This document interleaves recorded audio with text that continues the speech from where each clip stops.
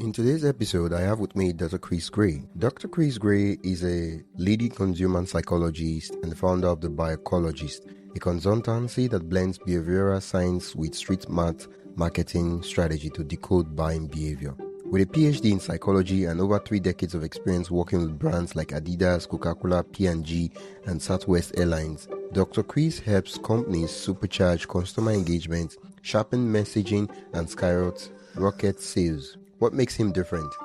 Chris once took 700 sales and marketing executives shopping in a single day to prove a point. You can only influence customers when you deeply understand how they think. That mindset powers everything he does, from keynote stages to podcast interviews, with a proven ability to turn psychological insights into real-world action. Chris brings unfiltered, actionable strategies that audiences can apply immediately. No fluff, no manipulation, just results. In this episode, expect game-changing truths about attention, emotion, and buyer behavior, why correction fails and curiosity wins in modern marketing, entertaining stories from the front lines of global brand strategies, a step-by-step method to influence without manipulation.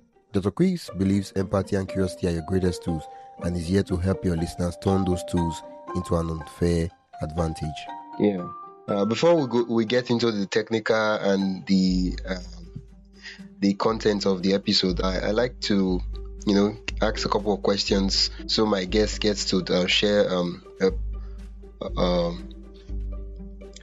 answers that gets the listeners to know who they are listening to behind the mic. Sure, absolutely. The first question I have is, can you tell us a bit about your journey into consumer psychology? Like, how did you get started? Yeah, it's a great question. It's actually a question I get very often when I tell someone that I'm a trained psychologist, but I also have become a consumer psychologist and working in sales and marketing. It's one of the first questions, like, how did that happen? And honestly, I have been fascinated by psychology and how the mind works since I could start to read. And so it was pretty clear to me early on that I wanted to pursue psychology. So through high school, through college, bachelor's degree in psychology, and then I went on to earn my master's and then my doctorate in psychology. And as I was finishing up my doctorate, it was a clinical program. So it trains you specifically to be a clinician, a therapist. And I literally had finished everything and was finishing up my thesis or my dissertation, and I realized I don't love this. And you can imagine that being a therapist is something that if you're not, 100% passionate about, it's too much, it's too much. And so I had a little bit of a crisis, but fortunately I had some very great mentors who were psychologists, who were therapists, who also did some business consulting on the side, and they helped me explore options. Ended up leading my first focus group, and that's when I fell in love with that. And I just realized that it's not psychology that wasn't interesting me. It's more the pathology side of psychology. What I enjoy is really understanding people and how they think, how they make decisions, how they process information, and how that affects their behavior. So becoming a consumer psychologist has just been like a playground for me. And I love my job. I love what I do. I haven't been bored a minute in 30 years. Yeah.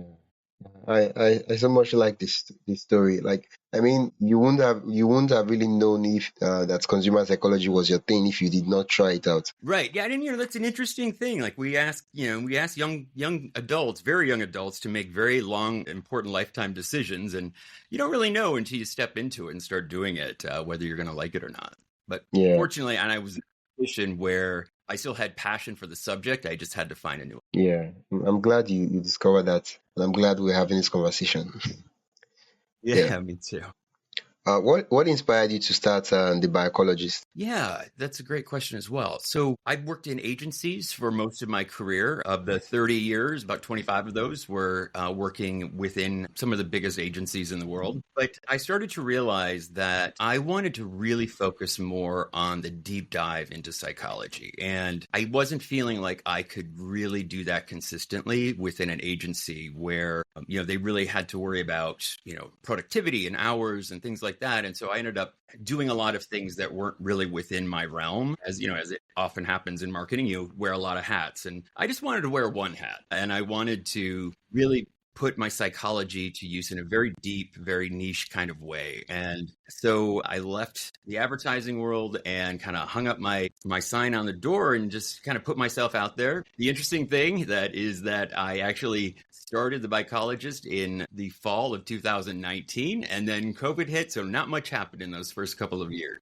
But it did give me a chance to really plan out what I wanted to do, make sure I was, feeling very good about my brand, put together a website, my offering. And so in the end, it's really worked out for me well. I'm in a very good place right now and just really enjoying what I do. Yeah. Something that I wanted to ask, and it's I think it's been on my mind since the moment I saw your profile. You're a doctor, right? You have a PhD in psychology, and you've explored the clinical aspects, and then moved on to consumer psychology. I saw. I don't know if you've know this book called Contagious. I'm sorry, I didn't get that last part. Do you know this book called Contagious or Contagious? I've heard of it. I'm not familiar with its premise. Yeah, I'm trying to remember the author's name, but I just can't get it. But it's a psychologist, right? And I think the book is about why stuff do well on social media. It's more like he did the research and then turned it into a book. So I just wanted to ask if that's like the kind of psychology you are into is related to those kind of things. To some degree, yes. I have purposely been a practitioner for my entire career. I came up in academia, but I really wanted to put that to work in day-to-day work. So I haven't written a book yet. I will at some point, but I'm just enjoying being a practitioner. So I'm more of I take what I know, my expertise. I'm constantly learning. I'm constantly, reading. I'm going to pick up Contagious now because it serves my purpose, but it also serves my clients for me to be up to speed on those types of things. Yeah. Thank you so much for sharing that. I think now we'll dive into the topic of the episode.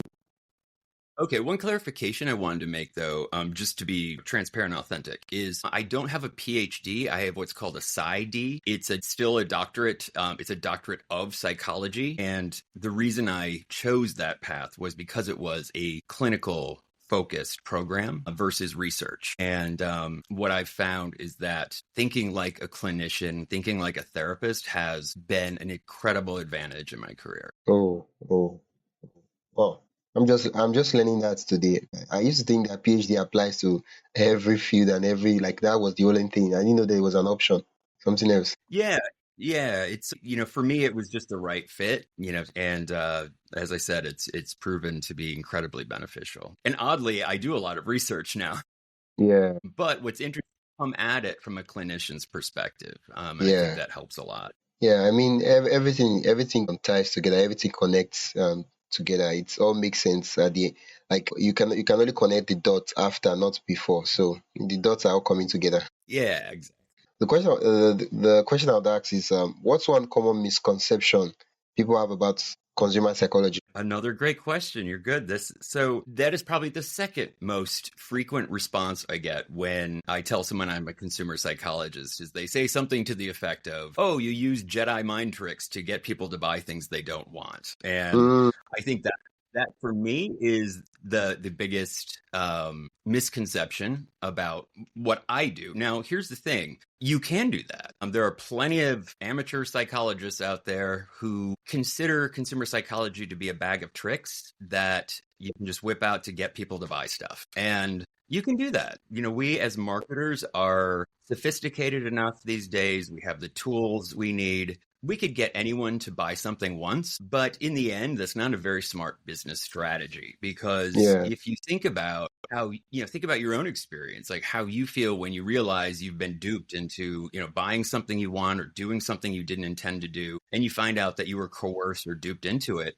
The first reaction people have is resentment, anger, frustration. And if it continues, that can turn into avoidance. And if you're a brand and that's how your customer base is responding to you, then you're in a lot of trouble. So I focus very heavily into the ethical side of using psychology to not only create wins for my clients, but create wins for their customers as well, and find ways to connect to understand, to listen, and to reflect back to their customer that they get them, they understand them, and they can help them. And when you think about marketing and selling as helping, I think it's an entire mind shift, and it's actually far more effective than trying to trick people, because the value of a long-term customer is much greater than constantly having to go out and get new people that you can trick. Yeah, I mean, it's like fetching water with a basket. At the end of the day, everything goes dry. Yeah, exactly.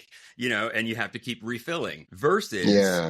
if you have a customer base that trusts you, that believes in your brand, that, really feel passionate about your brand, then they will come back again and again. They will buy repeatedly. They will buy more. They will refer others. They'll sing your praises on social media.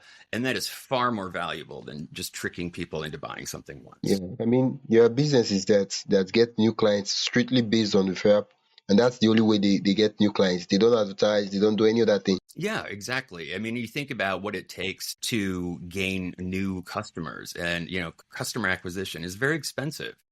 Yeah, And if you retain your customers because they trust you, then you've really hit on something. And because trust is the basis of every successful brand. yeah, Without it, we wouldn't even have brands. I mean, think about what a brand means. A brand symbolizes something to us that we can trust in. So I know, for example, like I am a very big buyer of Apple products, and they come out with something new. I'm excited about it. I want to try it. I trust that it's going to be, well designed. It's going to work efficiently. I won't have a lot of trouble with it. And if I do, I can go to a Genius Bar. And there'll be support. And so I have a lot of trust. Now, the cool thing about building those kind of relationships, and what I like to call them is resilient relationships, is that resilient relationships are not only favorable and felt very deeply, but they're also faithful. So, you think about any relationship, if you have a resilient relationship in any part of your life, there's a faithfulness to it. There's a loyalty, a trusting, being able to depend on them. And even more importantly, they're forgiving. And for a brand, that's extremely valuable because everyone screws up. Every brand screws up from time to time, whether it's, an innovation that falls flat or it's a pricing strategy that, irritates their customers. There's always going to be mistakes. And if you have resilient relationships with your customers, they're going to be more forgiving. They're going to trust that you will do something to correct that or get it right the next time. And they're not going to immediately run off to your competitor and become faithful to their products.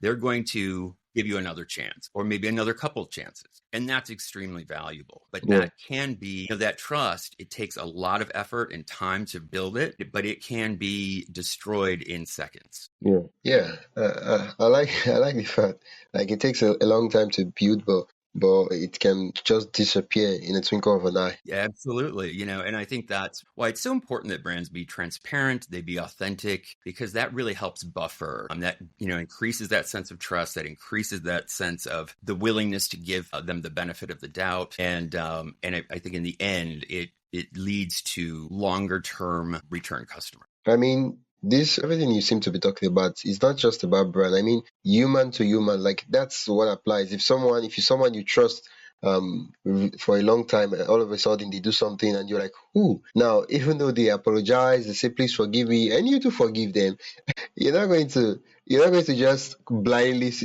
move the way you used to do. You're going to take some precautionary measures to be on the safe side. Yeah, and it depends on the degree of that screw up, right? I mean, Yeah. if it's a small, we can get past that. If it's a big thing, even though there's been an apology and forgiveness, there still will be a little bit lingering in the back of your mind, right? And I think that's important to always consider. And as a brand, be thinking about, first of all, we don't want to screw up that badly, and so that's why it's very important to be in touch with your customers, because they have changing needs, changing aspirations, changing situations. So you really have to be constantly listening to them, engaging with them, so that you know where they're at and you can avoid those kinds of mistakes that will plant that seed of doubt. So many content creators, they struggle to grow their audience, right? How does psychology play a role? It plays a role in a very similar way as it does with brands. I mean, if you think about, a content creator, you are creating a brand. And the important thing is to build those connections and build that trust. Find things that are interesting and of concern or of interest to the people that you want to be, your followers or part of your community or whatever that may be. And that requires that you know very specifically the people that you're targeting. I think a big mistake that a lot of content creators make is they think about it from their own perspective. So they think, well, I find this interesting, so of course my audience will. Well, maybe they will, maybe they won't. The better you understand your target, the better you can really gauge what will be of interest to them.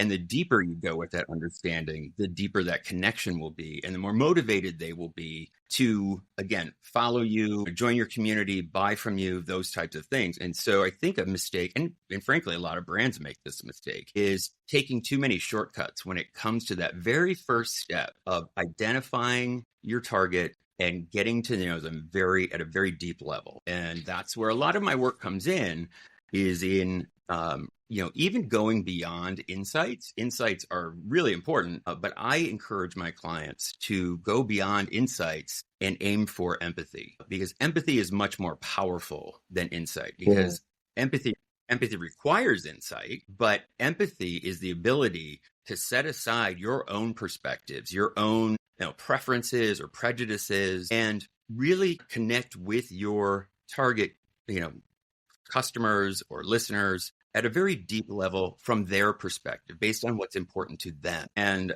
that is a skill that you can build. Empathy is something that we all have a different level of capacity for it, but it can be developed. And with a little effort, you can really make a big difference in how relevant, how meaningful what you do is to your audience, and that will pay off in the end. Yeah, you talked about content creators getting to know their audience. That way they get to make something that resonates with them. So for me, the question I want to ask is, how would one go about to know the audience? What's the system? Well, there's a lot of different ways that you can do that. Certainly you can start, I encourage everyone, from the very beginning to, just start jotting down, do a brainstorm about, who do I want to appeal to?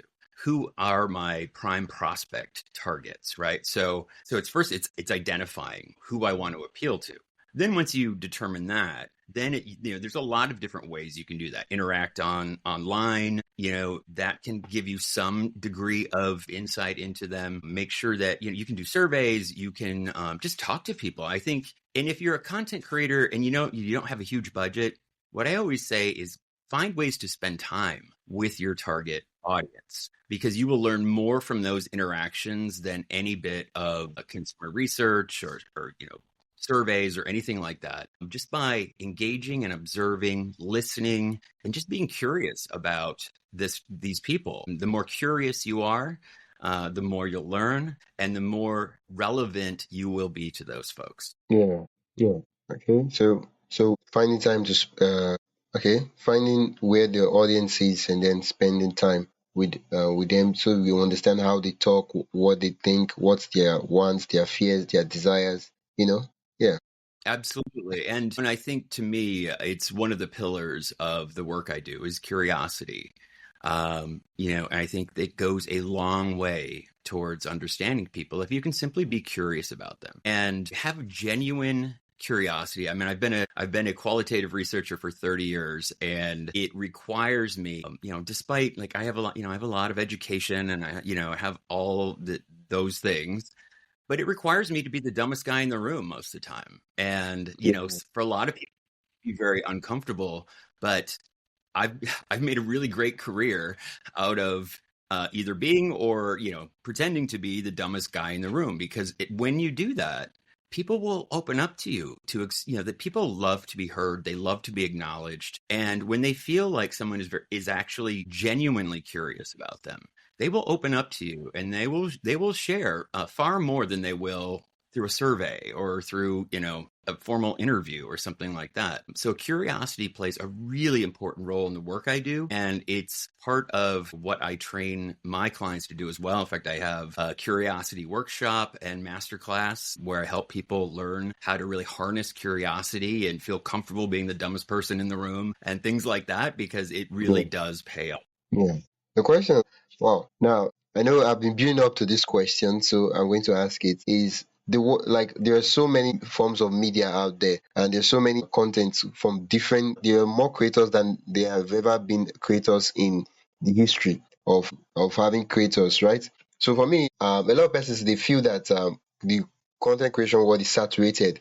And how would one what would one possibly have to do in order to like stand out and be a bit different? That is a fantastic question and a very relevant one. When you are in a position of marketing yourself, whether it's yourself or your brand, the very first hurdle that you have to jump is to get attention. Yeah. And there are many ways to do that. I always talk about two key ways, and I want to kind of start this off with just a little activity, a very simple activity that you can do in your studio, your audience can do at home or wherever they may be. And I just want you to wiggle your toes for a second. I'm And already as doing that.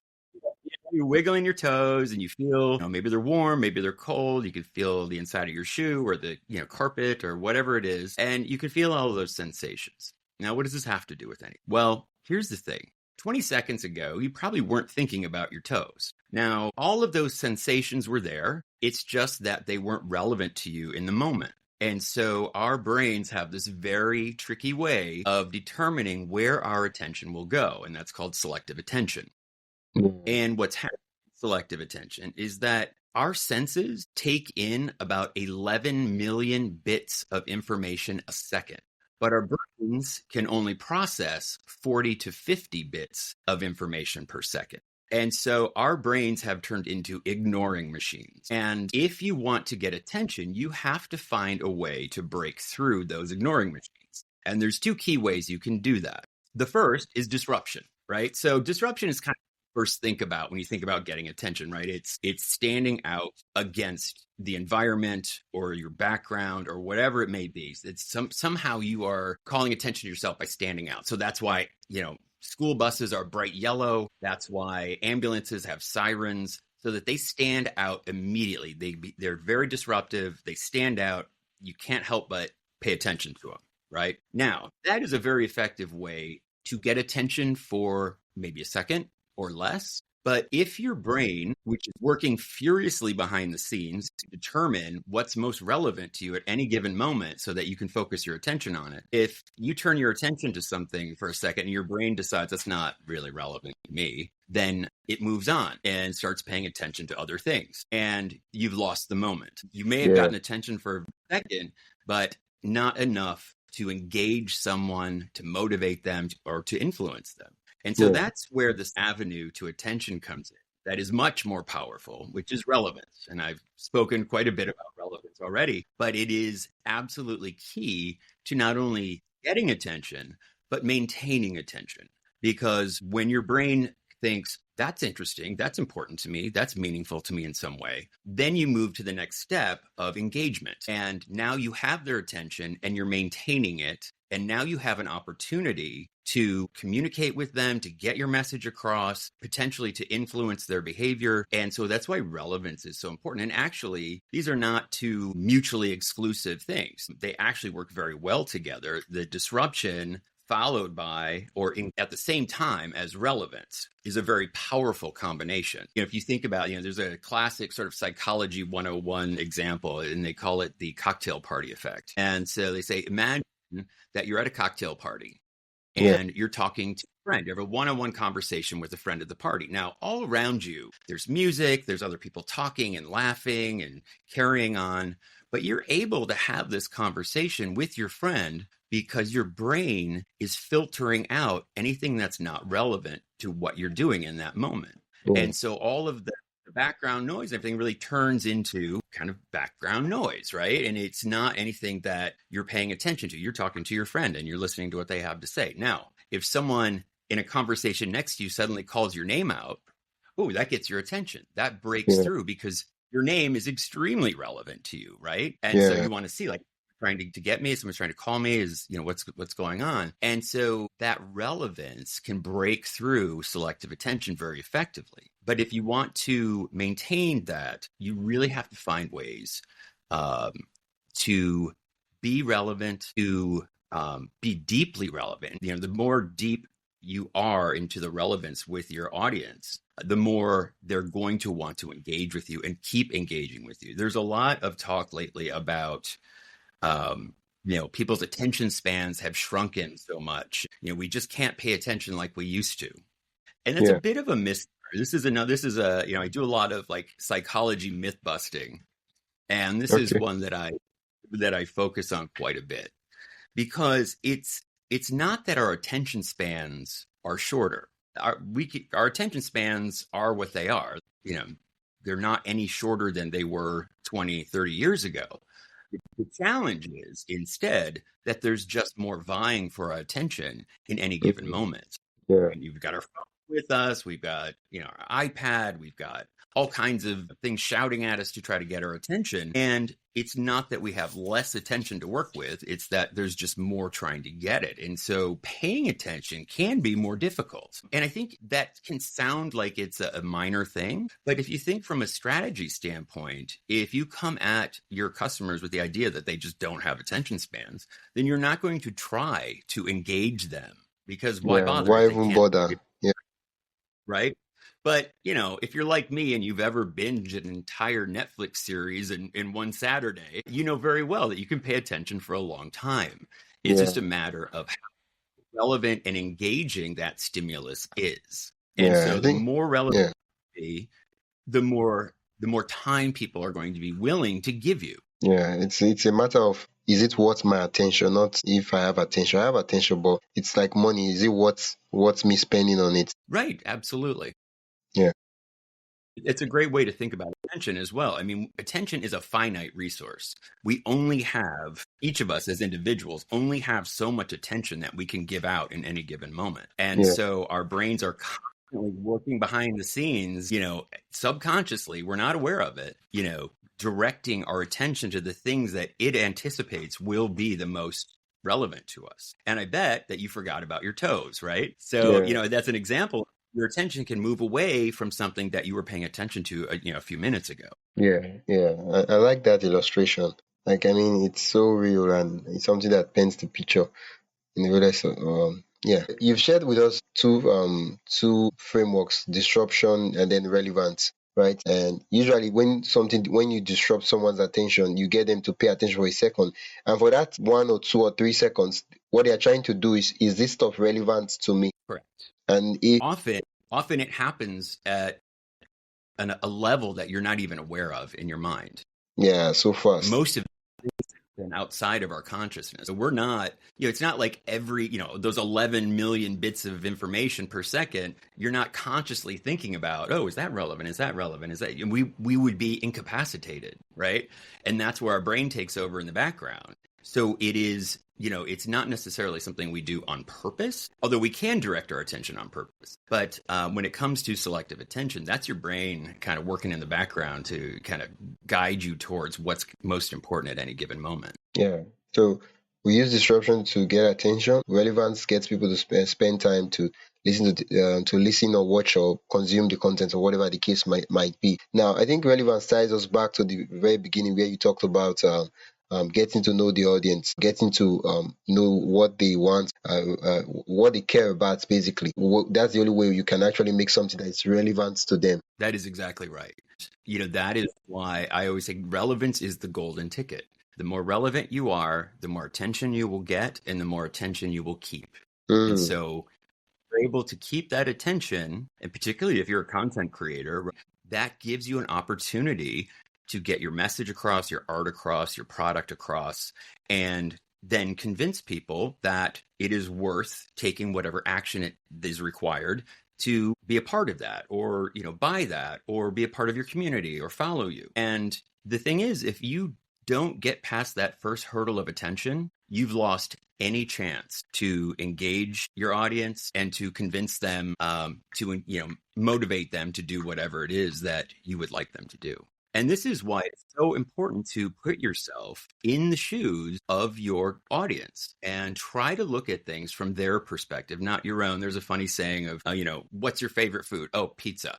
Okay. Have you ever gone fishing with pizza? No, I go fishing with worms. Why? Because fish like worms. Yes. Yeah. fish does, and that's how you fish. So, I think it's like when we all do this, there's no shame in this, by the way. And that's something, another important point I want to make.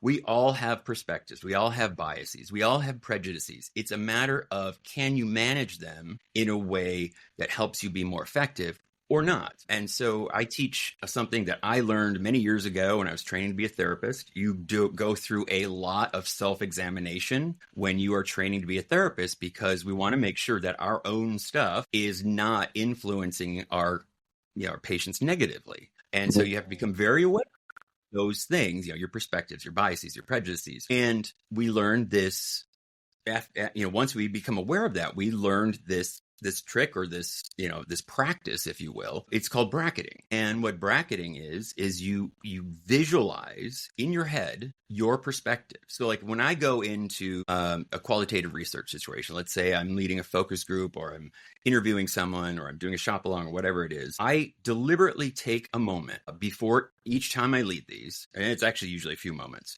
to think about what are my expectations of this? What do I think they're going to say? What are my prejudices here? What might I be putting out there that could lead me away from true insight? So what are those things? You imagine in your head putting brackets around that and setting it aside so that you can come into the situation with fresh eyes and see the situation from their perspective versus your own. And it sounds a little sometimes to say that, but it is actually a very powerful practice to do before you go into any engagement like that. I like the way you explained the example you gave of using worms for fish instead of using our own favorite food. Could you walk us through some of the frameworks? Because I like frameworks in a way.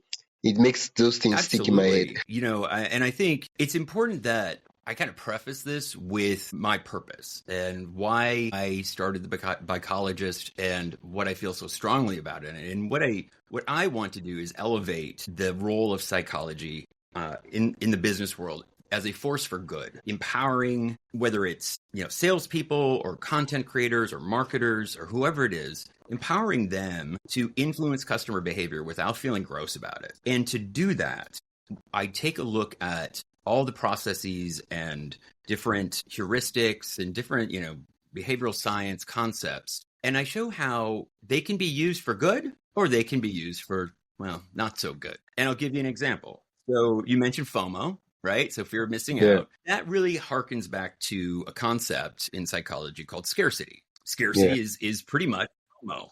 It's the fear that you're going to miss out on something, or there's not enough of it for everyone. And that often creates a sense of urgency. Like, remember when COVID first hit and you couldn't find toilet paper anywhere, which seems kind of weird, but it was like the sense of scarcity. Like, this is going to be gone. I got to get it now. I got to stock up. So it can be a very powerful way of, if you remember, the shelves were empty.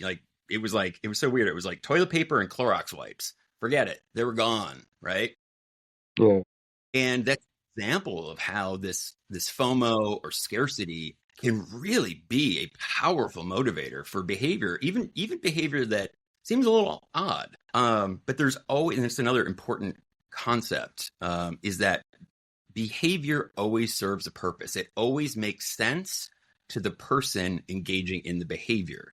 And the better you can understand, makes sense to them, even if to me it seems crazy, then you have an opportunity then to provide a better way of achieving that goal than they're currently doing. So during COVID, I think one of the reasons that toilet paper ran off the shelves is people felt very unsafe, insecure.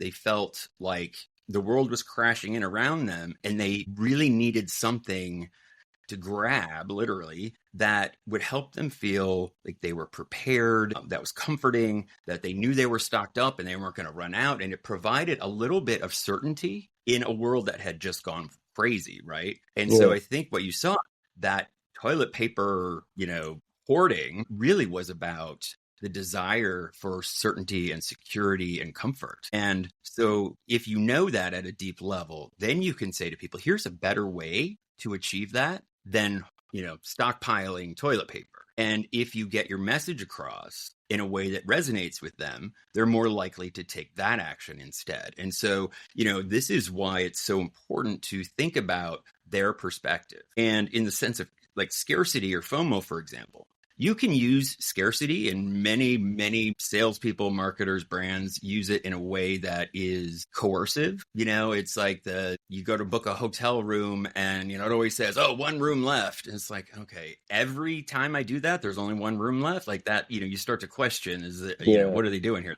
To trick me. But if, let's say, you're a retailer and you have something that, a product that people really love and you have a limited supply of it, letting them know that there is a limited supply and it probably will go quickly is actually helpful to the people that would like to buy that. Yeah. And so coming at it from that perspective, scarcity can be very helpful. And I think, again, going back to, what we talked about before, if you think about sales and marketing from the perspective of the most effective sales and marketing creates wins, not only for the seller, it creates wins for the buyer. And it is helping. And so if you scarcity as a way of helping your customer, fantastic, right? And that also adds to their sense of trust, their sense of familiarity and affinity for you or your brand versus, the feelings I have about certain hotel chains who are always trying to trick me into, grabbing a high priced room because it's the last one, as they say. Yeah. And so pretty much you hear a lot of, especially in sales and marketing, you hear a lot of people who, maybe have read a couple books and now consider themselves behavioral science experts, but they think of consumer psychology as a bag of tricks that you can just kind of throw out and get people to buy something. And I really frown upon that, not only from an ethical standpoint, but from a sustainable business standpoint. When people feel like they've been coerced or tricked or duped, they get angry. They're frustrated. They feel resentful. And when that continues, they go on to be avoidant.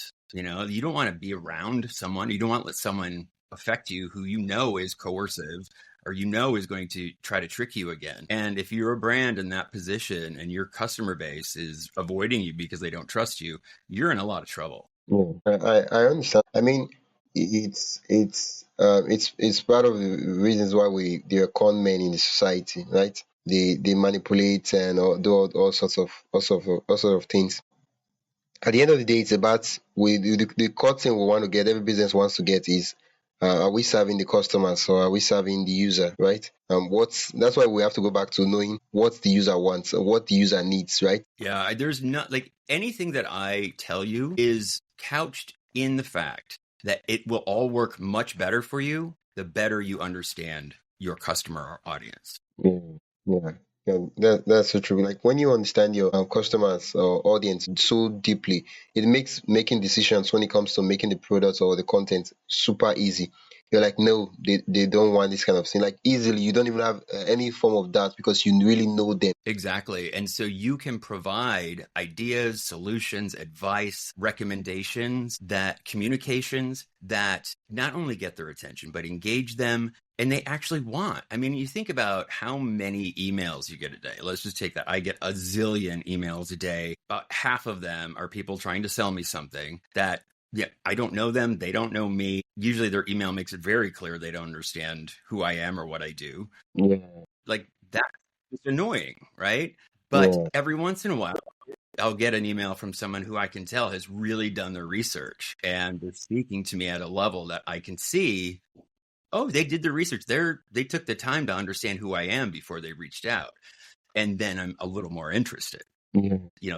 Again, comes back to the relevance piece. It is, again, relevance is the golden ticket. Yeah. Quickly, I want to ask you, what's your take on viral content? Is it luck or psychological science? I'm sorry, what content? I said, what's your take on viral content? Is it luck or psychology? Well, everything is psychology in the end. I think there is an incredible amount of luck because, society changes so much. What we're interested in, change so rapidly. What's going to go viral is, trying to go viral is like trying to give yourself a nickname. Like it just, it doesn't work and it makes you look nerdy. So I think you're more likely, however, to go viral if you have a finger on the pulse of your audience and again, what they get excited about, what they think is funny, what they think is, maddening. And if you really understand that, your content is much more likely to go viral But again, I think there is a certain amount of capturing lightning in a bottle when it comes to going viral. It's just very hard to do intentionally. I think your best shot at that is not directly like, oh, I'm going to create something that goes viral. I'm going to create something that resonates very deeply with my audience and creates an emotional response, whether that's, joy, happiness, anger, self-expression, whatever it may be, that's important to them, that because you know them so well, that it will resonate with them on an emotional level. Now, if you do that, your hit rate for going viral will increase. It's not a guarantee because, again, like there's so many variables, but you certainly will increase your hit rate and your chances of going viral. So what you're saying is that it's psychology, but then there's also some factors of luck in it. Yeah, I think it's just that it's really hard to anticipate directly what's going to go viral. I think indirectly, just simply by creating very emotionally relevant content, you increase your chances. But yeah, I think that's the best you can do. Yeah. Can you work with a lot of clients, and you've been doing qualitative research for over 30 years now. You've been in the trenches for a long time. Can you share a real world success story, client, or it can be client or otherwise, where consumer psychology transformed a brand or a creator's strategy? Yeah, absolutely. I'm going to give you an example of a situation where I failed to kind of live up to my own standards and didn't realize it, but was reminded of it. And it changed the entire course of what we did. So I was part of a team that was doing consumer research in the dollar store channel. And this particular client wanted to understand, when moms go to a dollar channel store, what are their main objectives? What are their goals? What are they, what are they looking for? What's important to them? And so I did a lot of interviews and shop-alongs with moms at dollar channel stores. About we got through about a quarter of the interviews, and they were going fine. And then I met with this woman, and I met her in the parking lot of this particular dollar channel store, and we were just chatting outside. You always like to take 15 minutes or so to chat with them before we even go in the store, just to try to get to know them a little bit and how they think. And I asked her, what do you enjoy about the dollar store? And this was the moment, her response was the moment that I realized that I came into this project with some prejudices and presuppositions that were not helpful. Yeah. And that presupposition was that people only shop the dollar channel because they have to and not because they want to. And this response to my question completely changed the way that I looked at what we were doing. She said to me, we don't have a lot of money. We don't have a huge budget to spend on frivolous things. And so I always have to be the mom who says no. I'm the no fun mom. I said, but when we go to a dollar channel store, I can give each of my kids a couple dollars and let them run wild in the store and get whatever they want. And I get to be the fun mom. Even if it's just for an hour, I get to be that fun mom. And I get goosebumps just talking about it. And what I realized in that moment was I was not living up to my own standards. I had not caught a presupposition that I had going into this. And it completely changed the way that we developed our insights. And you can see, like, if you go into this with the idea that people have to shop there because they're low income versus people love shopping there because of all the possibilities, and that it can actually make their identity make them feel better from an identity standpoint, like that, the fun mom. You can see how those would be two different strategies for how you would go about connecting. And so the client that we were working with, we were able to make some strategic recommendations for them about how to create an experience in the store, displays in the store, promotions in the store that all revolved around this idea of being the fun mom. And it was highly successful. And it's one that I'm very proud of. Even though it started off with me kind of having a bit of a fail on my end, I was able to see past that and identify that prejudice and put it aside so that we could help create something better. And it was a really life-changing experience for me. Yeah, thank you so much for sharing that story. If not for the realization, you would have been doing a completely different experiment with a completely different outcome. Exactly. And like I said, there's no shame in having biases or presuppositions. It's what we do with them that matters, right? Can we identify them? Can we set them aside when we need to, and can we look at whoever we're engaging with fresh eyes and give them a chance to be themselves to us? And when you can do that, that is a very, very powerful way to get to know your audience, develop insight, relevance, connection, all of those things that we all want and that all lead to very successful business. Yeah. If creators could take away just one key insight from today's conversation, what would it be? Get to know your target audience. Be curious about your target audience. Spend time with them, observe them, engage with them. You will learn far more from that than you will by, researching online or anything, because that's theoretical. That is hypothetical versus real experiences with people where you get to know them and observe them. Like I said, that is so powerful because it will enable you to create content that's just going to be much more resonant with them. Yeah. Thank you so much for that. Like, it's amazing what happens when you're having an engaging conversation and time flies so fast. Where can listeners learn more about you? Absolutely. You can go to my website. It's thebuycologist.com, and I'll make sure you have a link to it. I also have just started a newsletter that is a once a month newsletter. So you're only getting an email from me once a month, no spammy stuff. And it takes a deep dive into a particular aspect of consumer psychology. And so I only wanted to do once a month because they're kind of lengthy newsletters and I didn't want to overwhelm people. And I want people to have the time to digest them and understand them. So it's once a month and you can sign up at my website. And I really just look forward to engaging with people. Feel free to reach out. You can reach out through my website, look me up on LinkedIn or Instagram. Always happy to engage. Thank you so much for sharing. Thank you so much for coming on the podcast. Well, thank you, Wisdom. This has been a really fun conversation for me, and I appreciate being with you. Yeah, I do hope that in the future, when I eventually switch to video podcast, I would love to have you back on the podcast. Please do. I would love it. This has been a great conversation. I've enjoyed it, and you ask fantastic questions. Thanks for tuning in to today's episode with Dr. Chris Gray, the Buycologist. If you're walking away with thinking how you connect with your customers, good. That's the point. To dive deeper into the psychology of buying and learn how to influence behavior without feeling gross, head over to thebuycologist.com and join his Brain Trust newsletter. If you've enjoyed this episode, don't forget to subscribe, share it with a friend, and leave a review. It really helps the show grow.